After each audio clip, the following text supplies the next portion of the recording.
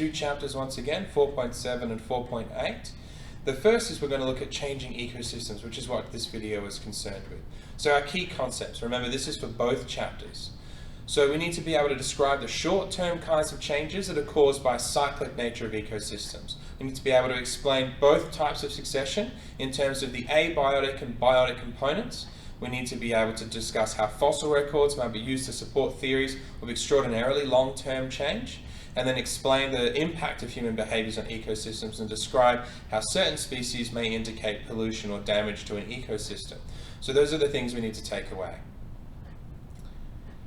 So 4.7, ecosystems being places of change. Ecosystems are changing consistently. Now sometimes these changes are cyclic, so they're regular, or they might be irregular. There might be something that happens in an unusual way, or it might be something that occurs infrequently.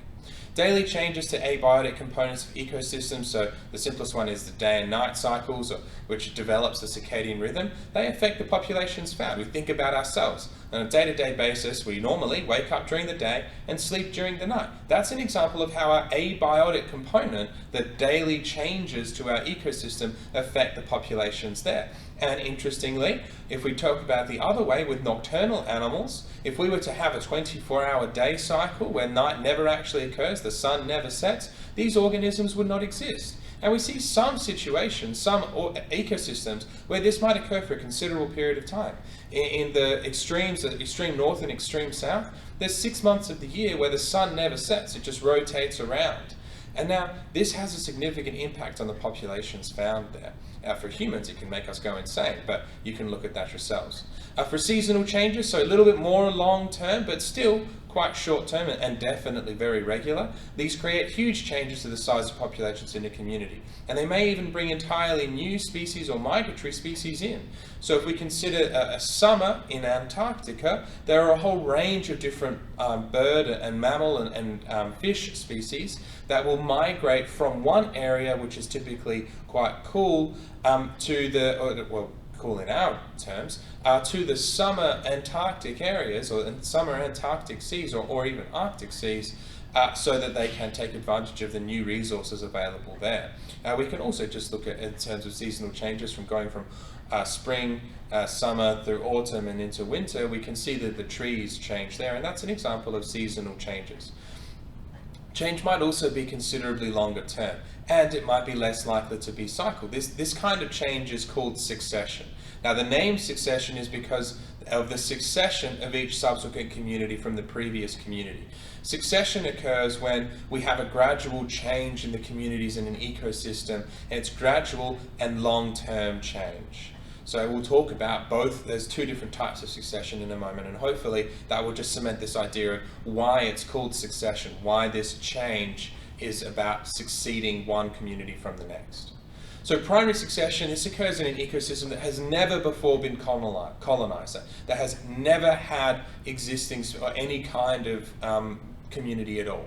The colonizing species, the very first that arrive are lichens and mosses, and they'll typically blow in from other areas nearby, and they'll grow in the moist areas of the bare rock. This is what we're talking about here.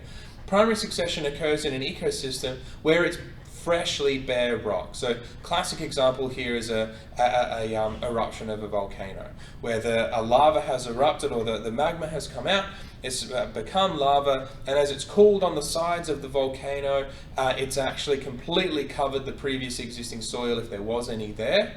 And now we have this new cycle beginning where these lichens and mosses come in and colonize this bare rock. These organisms grow, they reproduce, they die, the dead bodies are broken down by decomposers, and gradually this becomes simple soil. The lichens and mosses themselves will actually help to break down the rocky particles as well. They'll take some of their nutrients from these rocks, and doing that, they will break it down.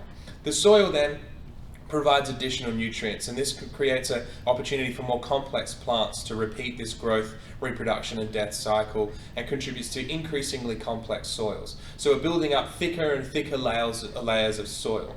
The more complex soils support even larger and more long-lived plants. Eventually the community will reach something called climax, a climax community.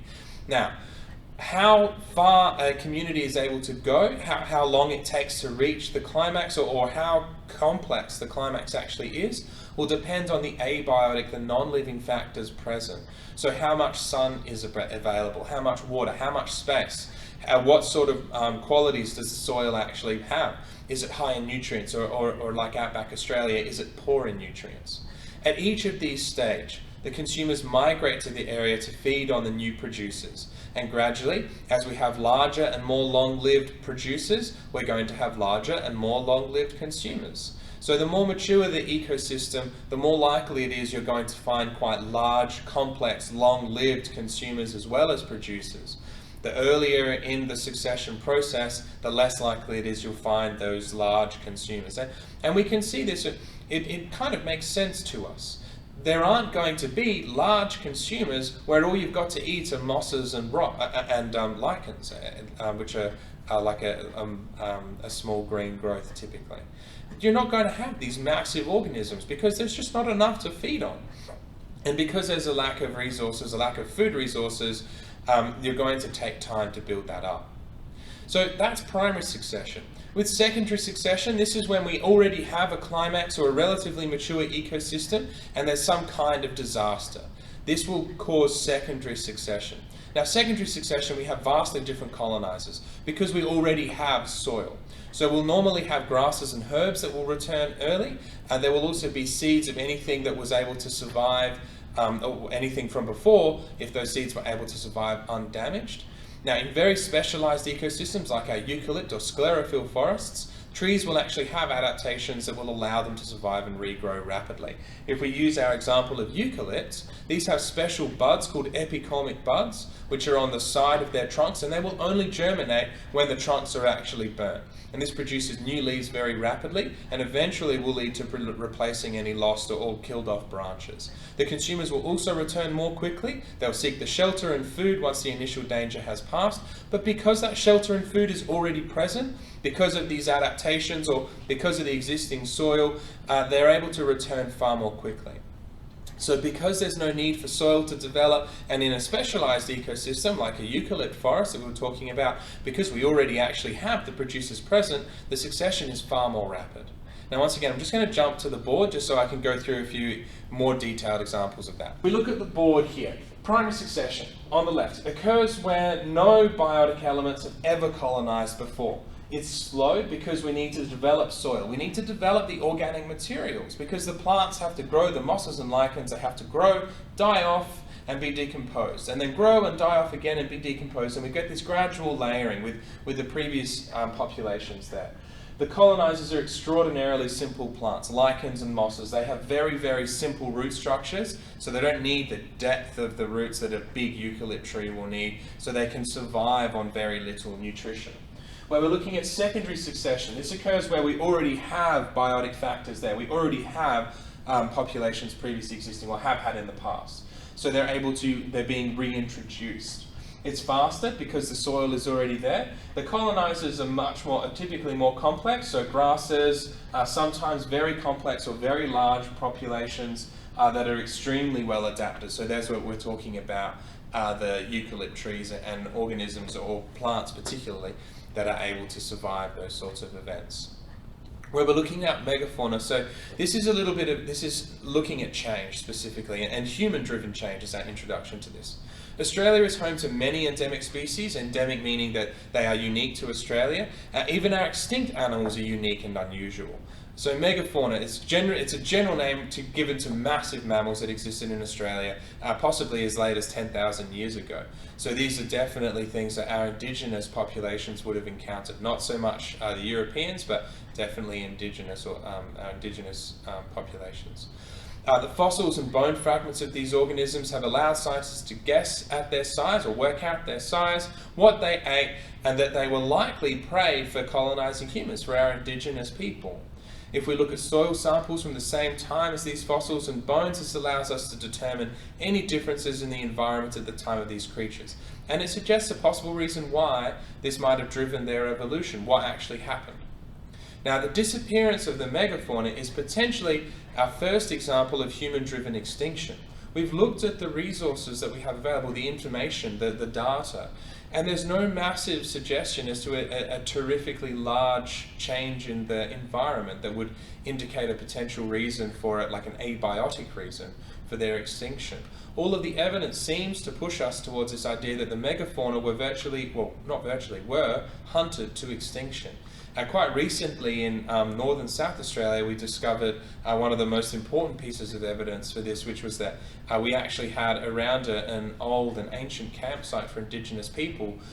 In one of the digs there, we actually found megafauna bones, a massive type of a kangaroo creature, I think it was.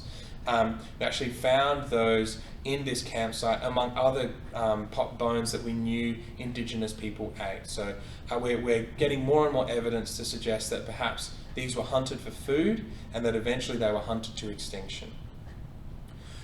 So now we're looking at our discussion once again. So if we go to the discussion page, secondary succession, and complete the activity there, that will give us a good idea of exactly what secondary succession is and what you're going to be required to do in the test.